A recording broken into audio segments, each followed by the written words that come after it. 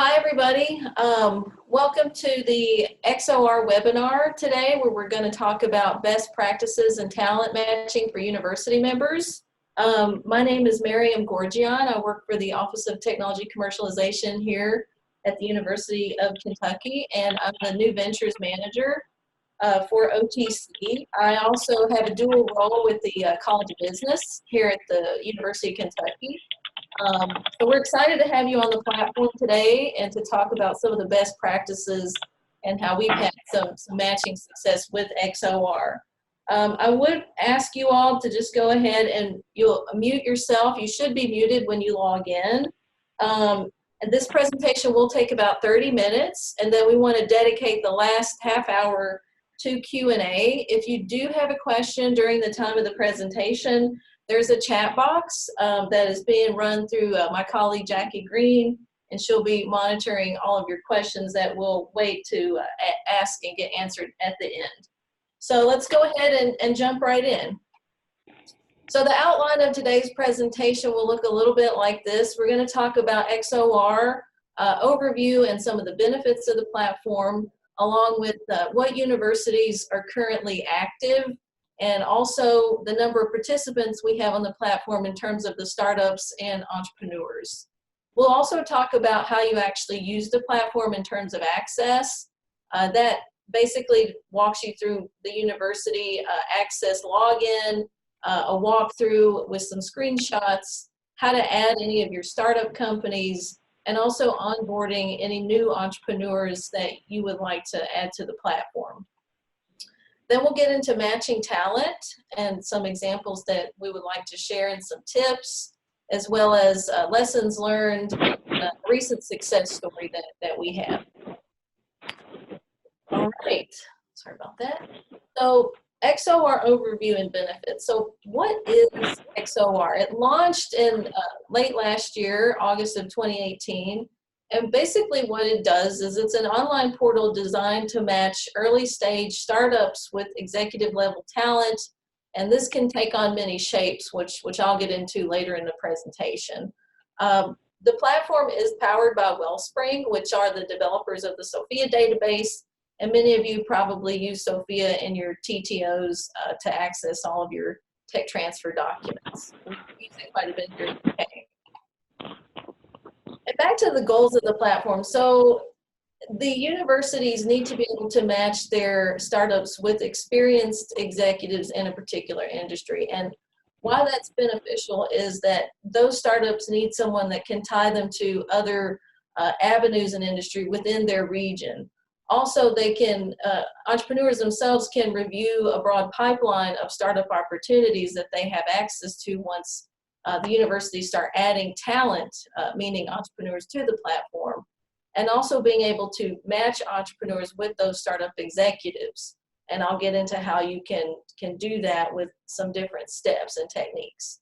The universities also can engage their alumni network through these successful entrepreneurs with being able to access the different talent on the platform. So in terms of universities by the numbers and how all this sort of shakes out with the data, we have two different regions. So there's the SEC region, which you can see on the left-hand side of your screen, and then the Midwest. Kentucky is on both sides because we operate and run the platform.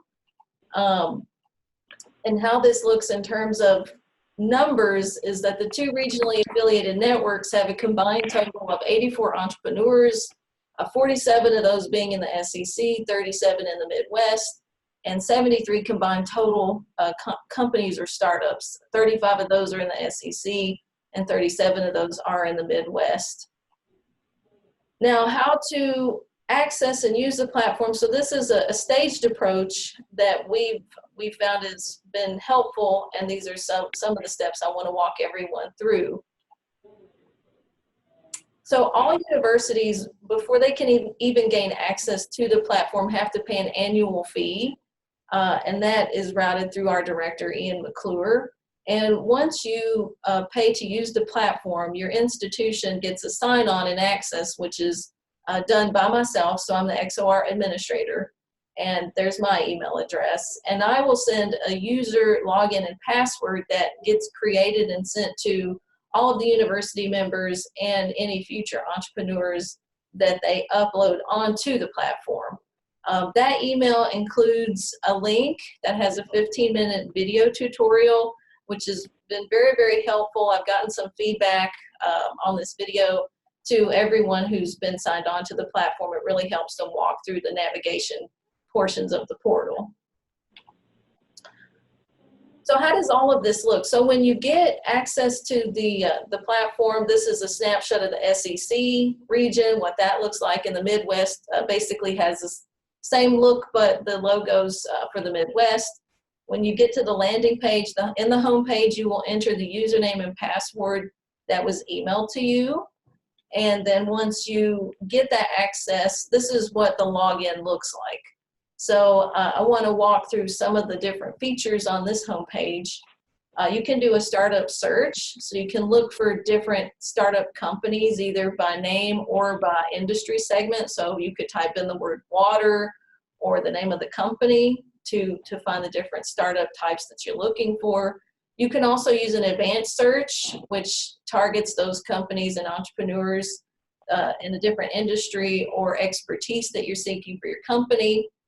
As well as global search. So I particularly use the global search field quite a bit because it's sort of, I call it the Google for the platform, where you can just type in any keyword and you will find those results. The other cool thing about this is the industry area. So sometimes you know the industry that you want to look for, so you can just click on any of those different industry areas and it will take you to those areas that you're seeking to identify for a match or just learn about the company. And then by university. So on the left-hand side of the page, you have all the different universities. You can just click through there and go directly to the universities to see which startups have been uploaded and maybe which ones you would like to add. So if you would like to add a startup for your university, there is at the bottom of that home page, so this is a screenshot of that, there's a button down there, or I should say a link called Add Organization. I know the wording is not typical, but we would like to say Add Startup, but organization also means add your university or add your startup. You click that and then it takes you to this screen. So you can add your either university or startup, which would mean to enter your startup name.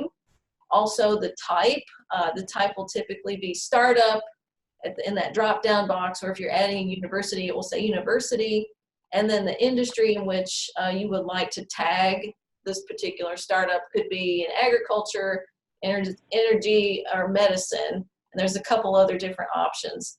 And then the date that it was incorporated and also any tags associated. So what I like to do for our companies is in the tag put University of Kentucky, and then I'll do a comma and maybe put something like medical or seeking CTO. You will save those details, and here's a sample of a startup profile page and what that would look like. This is what the end result would be. So in the upper left-hand corner, you see, I'm just using Smart Rotation as one of our companies. You upload a logo to their profile page once you create it, and then the TTO needs to be the point of contact for any additional connections that will be made through XOR. So for example, if you see under the company profile, there's Madison Hartung, which is the founder of this particular startup.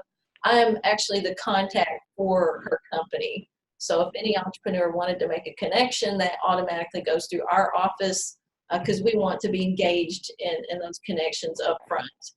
And also the talent that's needed for the company. So that we'll get into the matching pieces, but this is critical because that is what's going to drive all of the activity between your startup and your potential entrepreneurial match moving forward. So you have to make sure that you indicate what kind of talent is needed. The other options in that field are things like CTO, Chief Technology Officer, CFO, Chief Financial Officer. It could be a COO. So you just want to know up front what are those things that need to be put in those fields. Also, the short description of the company so people can understand what exactly the company is doing along with their value proposition. So if you already know what type of value the company is going to be needing, bringing, adding to existing businesses, make sure to put that language into the fields. So now I want to move on to onboarding new entrepreneurs to the platform, and some of the facts that we get typically, what are the qualifications that we need to find in these entrepreneurs to get them loaded onto the platform. And generally, we want to see people who have had at least 15 years of industry experience or had raised capital for a startup and had hopefully run a startup at some point in their career. It could be any of these things, not one specifically or all three. All three would be great, but having run a startup or raised money or have the experience in industry is very valuable. Also, the affiliation with the recommendation from their university. So we will typically not add entrepreneurs to the platform if they don't come through some kind of recommendation from your tech transfer office. So tech transfer offices are considered to be the first lines of defense when it comes to adding entrepreneurs to the platform. So you are the screening person for the activity of the entrepreneurs on the platform. So for example, all the entrepreneurs uploaded from University of Kentucky have recommendation either from Ian or someone on our new ventures team that has been screened and vetted through us. And also, to make it even more specific about qualifications of entrepreneurs, knowing what willingness and availability that they have to play an executive management role for a startup company is really, really critical. If you have a conversation with an executive who just does not have the bandwidth to run a startup, it may not be worthy of their time to be listed on the platform at all. So that's just something to keep in mind when you have these conversations. Okay, so we're getting into how they apply. So once you've done all of your screening and you say, okay, I've got an entrepreneur, they're really excited to get on the platform, that's great. There is an application process. So the applications are kind of screenshot here on the left and right hand side. So on the left hand side, there's the Midwest XOR application, and on the right hand side, there's a screenshot of the SEC. The only major difference really for the two are the logos, and we just separate them to keep track of the two regions. And to obtain these forms, the TPOs can get them through the two emails at the bottom of this screen. So southeastxor@uky.edu or midwestxor@uky.edu. And when your universities want to look for entrepreneurs to match to your particular startup companies, if you go to the homepage screen, there's a tab up at the top called Contacts. And if you click that tab, you can search for any entrepreneur within the database. And by doing that, there's the user title, which is the drop-down box here. You click for entrepreneur, and that item will select, and you'll hit, I believe at the bottom of the screen, I don't think it's here, you'll hit search, and it'll basically populate the entire list of entrepreneurs within a particular industry. So if the industry isn't listed on their profile, it's because they haven't identified it just yet. But you can do a search for entrepreneurs to look to match to your startups.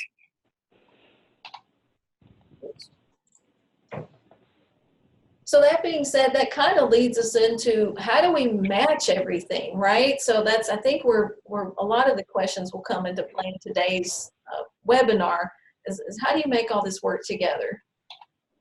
And the answer is it's a staged process. So the first thing that all the TTOs need to do is have an initial interview with your startup company. And so it's going to look different for different universities, but here are some of the different tips that we've learned in asking in initial conversations with your companies.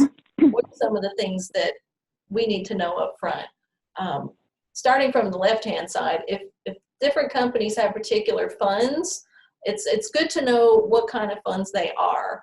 Are they non-dilutive federal funds? Are they money that's been privately raised?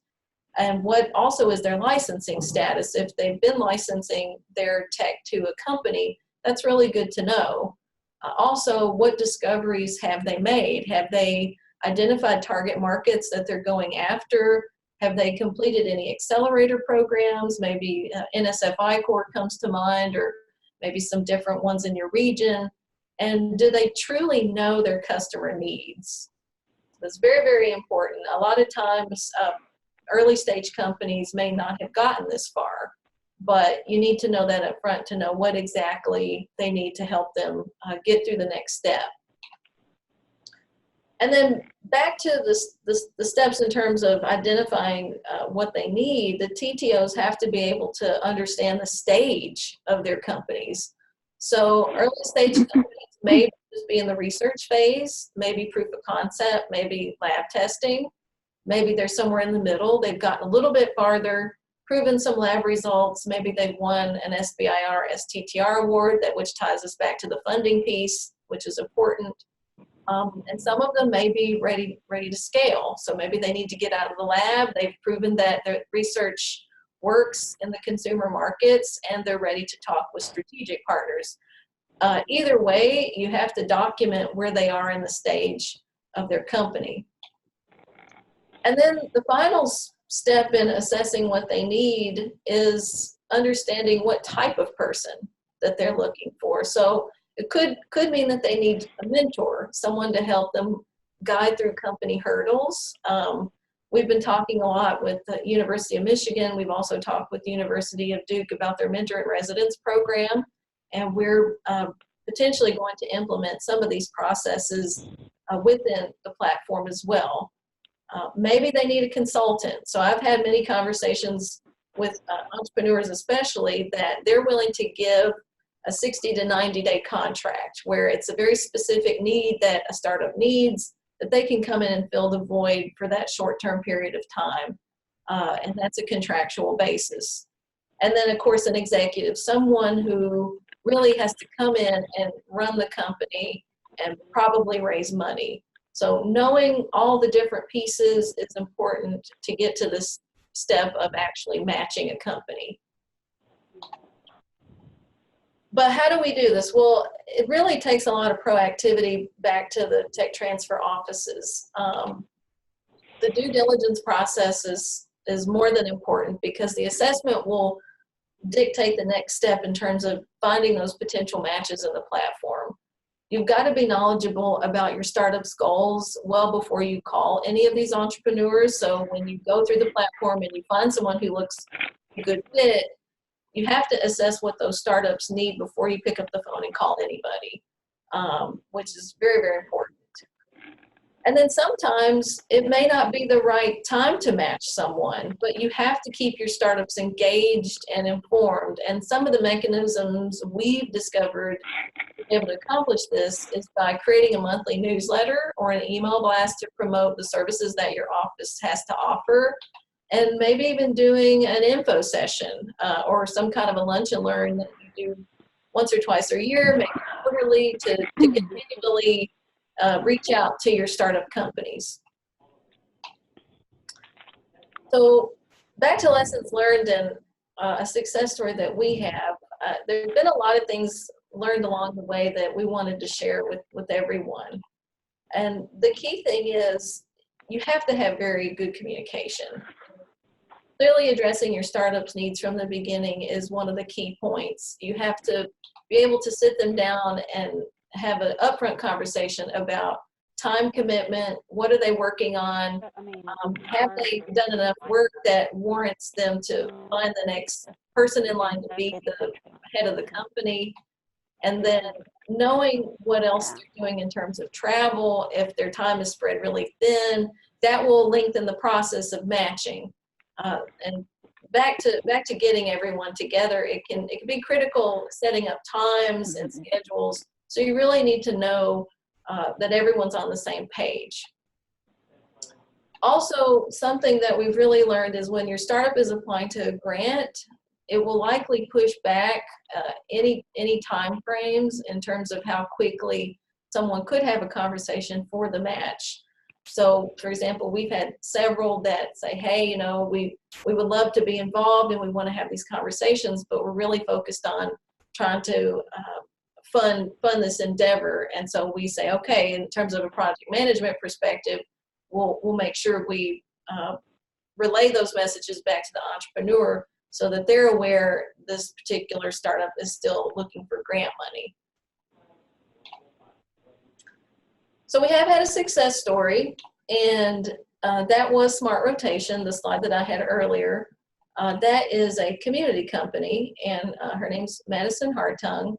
And that particular app is around gymnastics, and it's for scheduling space in the areas of the gymnasium for practice. And she has some other applications for her app.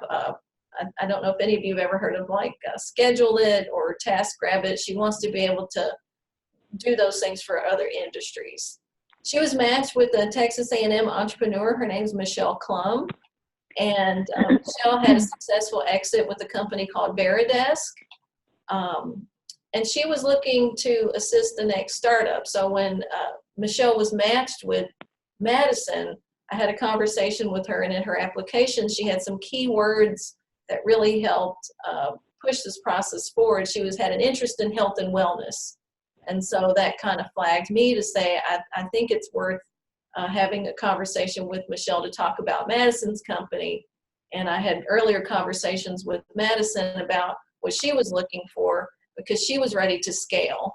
And so we got on the call and everything worked out. And now Michelle is working for a percentage of equity with Madison in a non-salary role at this time. So that is sort of an overview of the platform. I know I probably went through this rather quickly, but I wanted to leave time for questions. And once again, I'm very willing to make an appointment with any additional training that any of you need. You feel free to email me. I set up a phone call. We can do a Zoom meeting, and we can do more in-depth training on the platform itself. I know it can be a lot to navigate, but we are definitely here to help. And Jackie, I think at that stage, I would like to turn it over for Q&A.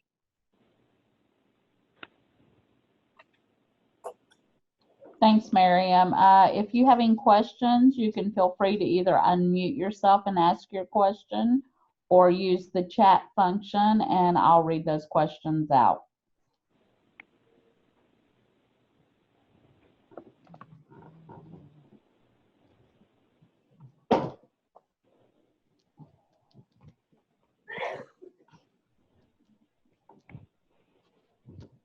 Does anyone have any questions for Miriam about a little bit more in depth about the process or anything? There's a question about how long the platform has been going. So we launched in August of 2018, so we're coming up on close to a year, so 11 months. And within that time, it took us just to kind of navigate it back to the match. It took us about 8 months to make the first match. We matched Smart Rotation in May of 2019. Is compensation for entrepreneurs considered? So that is between the startup company and the entrepreneur. There have been some instances where startups just don't have the funding to compensate an entrepreneur up front. So what they'll do is offer a percentage of the company for equity in return. And that's been successful. So with Smart Rotation, that's exactly what Madison did. She didn't have a salaried position available, but she did have the ability to give equity within certain terms that her and Michelle agreed upon to negotiate a contract moving forward.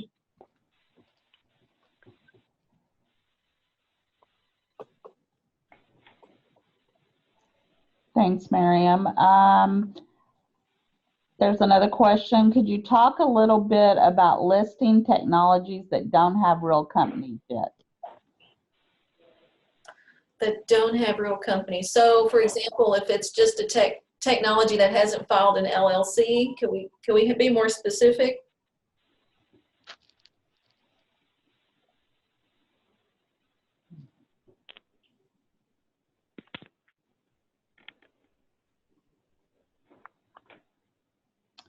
Yes, good technologies that need an entrepreneur. Hmm? Oh. Oh, okay.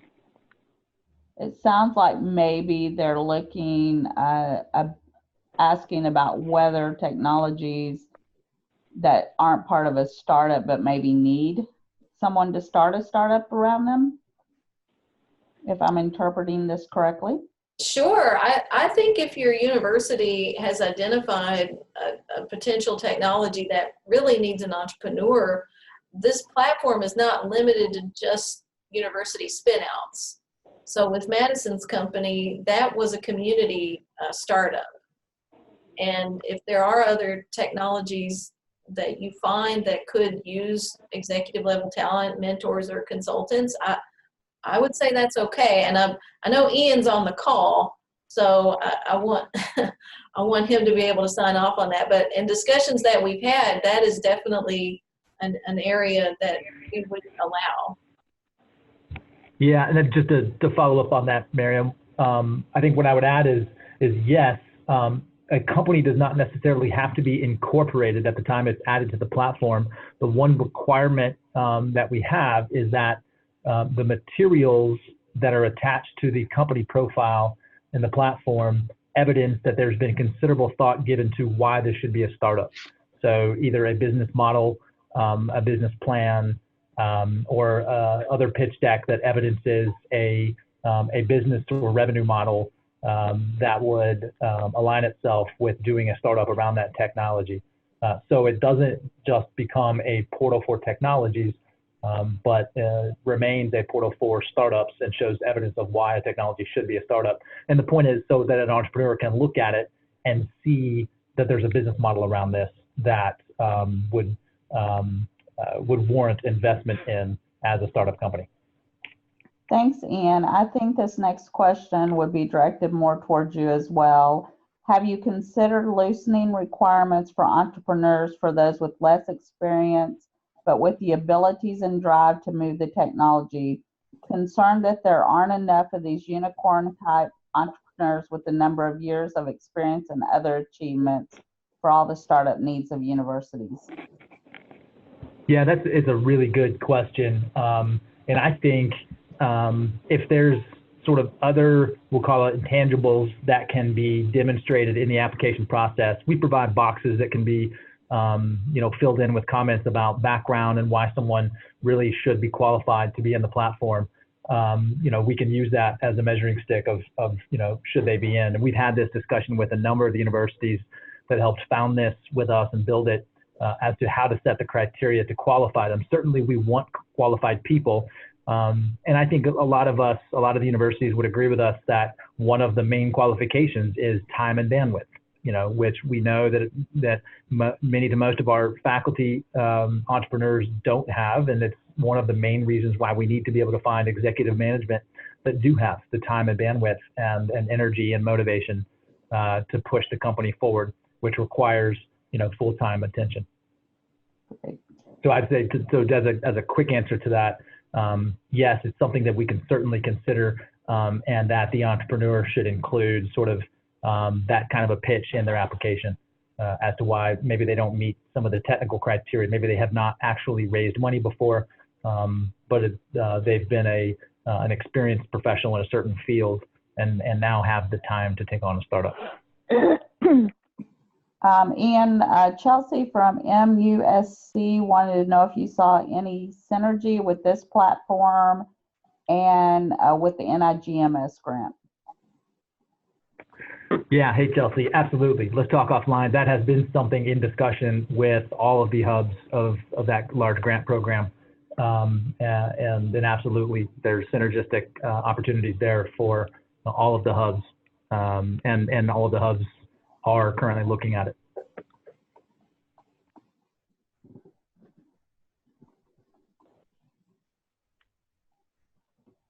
Do we have any other questions, or does anyone want to talk about their experience using the platform?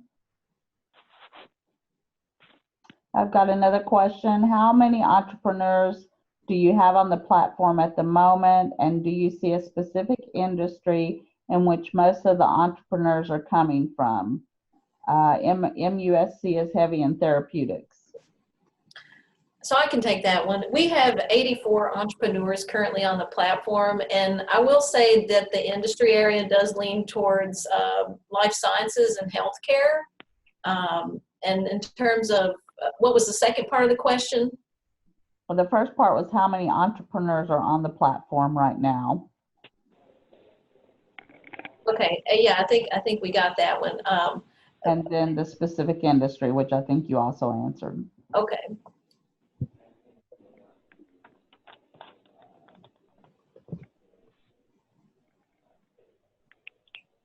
To Chelsea's specific question on drug development, yes, there are some entrepreneurs in the system with drug development. I think what we've seen so far is that there is a heavier presence of biotech backgrounds, but not overwhelming at all. There's a lot of startups currently in the platform that come from other spaces, and so we're it's not limited to any single sector, but there's certainly a good number of entrepreneurs with biotech backgrounds, including drug development.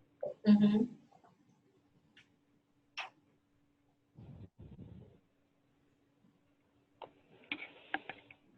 I want to add a comment about entrepreneurs on the platform in terms of time management, and I think Ian and I both touched on this.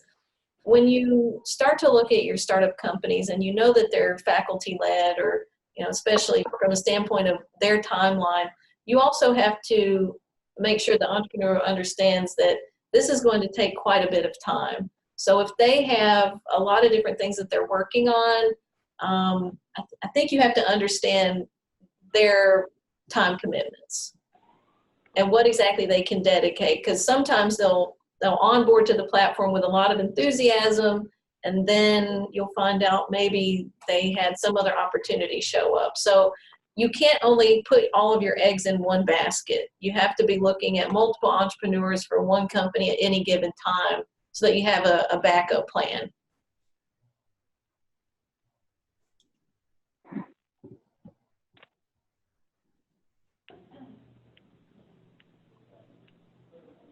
Would anyone like to talk about their experience on the platform?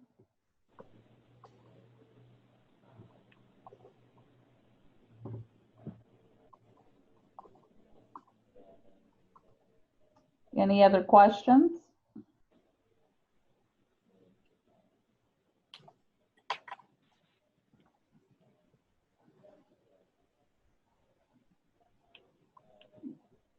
Okay, if we don't have any other questions and no more comments, we've got time left, but if we don't have any, we can go ahead and end the webinar, and Miriam's information is up in case you have questions later. We are also recording this, so we'll also be sending out the recording to all the university members. And we appreciate all of you attending. Thank you.